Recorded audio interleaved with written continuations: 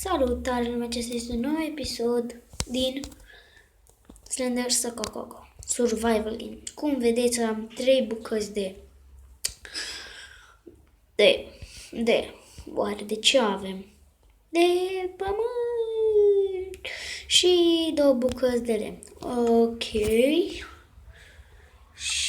Ops, am făcut ceva. Asta trebuie dată. Dificulty normal aici și hai.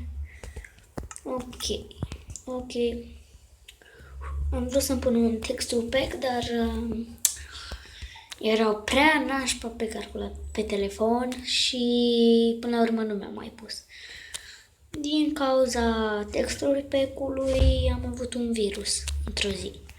Și de mult, cam de vreo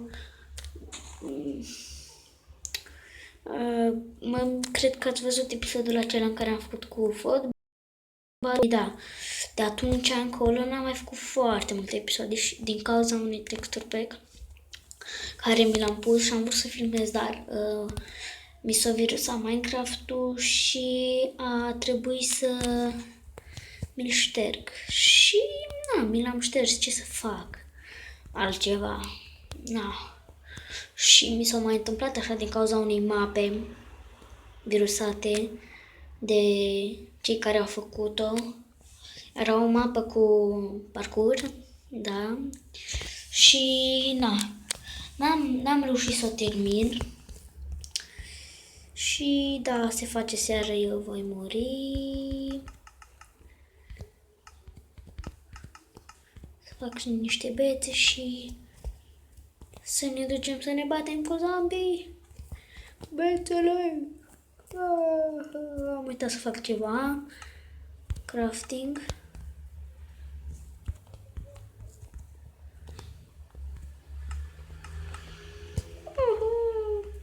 Haide!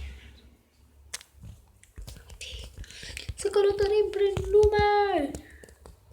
Un creeper. Ce e acolo? Nu, era un bambus. Ok, urcă!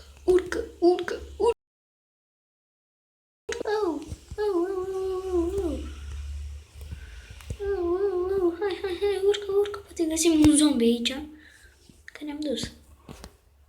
Oh my god, un zombie mai urât. Mult mai urât. Filmulețul acesta va fi scurt. Un păianjen.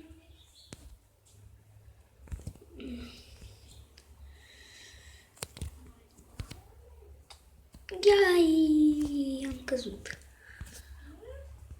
Și da, cam atât v-am povestit. Pentru episodul de azi am vrut doar să vă povestesc și ce mi s-a întâmplat de n-am mai făcut videoclipuri.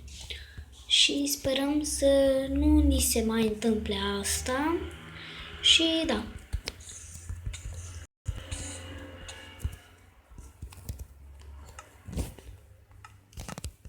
La revedere!